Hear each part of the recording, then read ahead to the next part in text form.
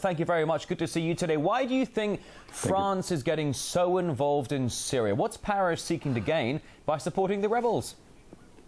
Well, I think France is being a very dishonest peace broker in this whole process, and I think they're acting as the cat's paw, if you will, for the U.S. State Department and Pentagon until after the U.S. elections. Obama doesn't want to get involved in what will be an extremely messy conflict directly in Syria until after the U.S. vote is over. So I think France is playing that hitman role.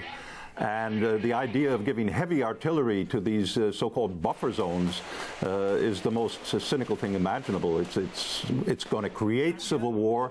It's going to create bloodshed, anything but peace, as your commentator pointed out just previous to our discussion here. So this is one of the most dangerous moves of the whole Syrian engagement by NATO in the last 18 months. But surely by France giving the Syrian rebels heavy artillery and possibly anti-aircraft guns, hopefully, according to them, that will help to sow the seeds of a peaceful democracy.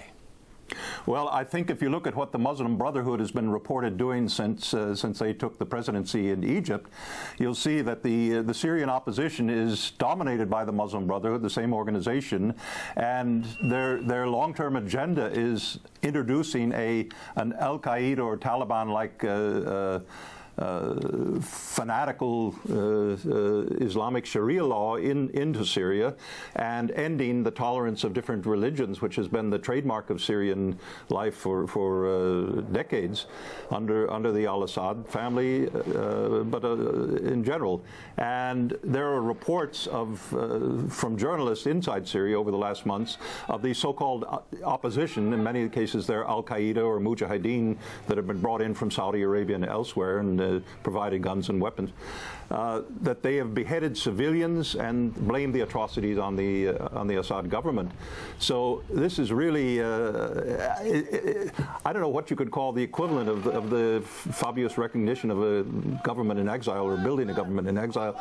Perhaps if the Russian government were to recognize the Ku Klux Klan as a government in exile in America and provided heavy artillery so that they could go against Washington or something like that. Which would evidently not be taken well at all. But as we're saying here, you were mentioning a moment ago that perhaps France is offering to lead the way with Syria because, as you said, we've got the whole election campaigning going on in the United States. Obama wanted to keep his hands clean. But we saw it was France that heralded and led the campaign into Libya. Now, many are saying that, well, France did that because one of the things that former French President Sarkozy did was to agree to his French oil companies that they would get a massive stake in the oil reserves there. So if they're leading, if they're championing the lead into Syria, what is there to gain? Well, that's a good question. The French elite, historically, going back to the Napoleonic era, if you want to, have always tended geopolitically to punch above their weight. And I think since Sarkozy and the French military industry backed Sarkozy as the way to get France back in the NATO game as a player, that they've tended every single time on major international decisions to punch above their weight with catastrophic consequences for France. And I think the Syria adventure that the Hollande-Fabius government is engaged in is going to backfire in the face of France and certainly of the world if it comes to World War III by miscalculation. This is the most dangerous thing that I've seen in 37 years of analyzing geopolitical developments. And it's certainly a conversation that requires more time than we have available for us today. Geopolitical researcher and author F. William Engdahl. Can't thank you enough. Good to see you.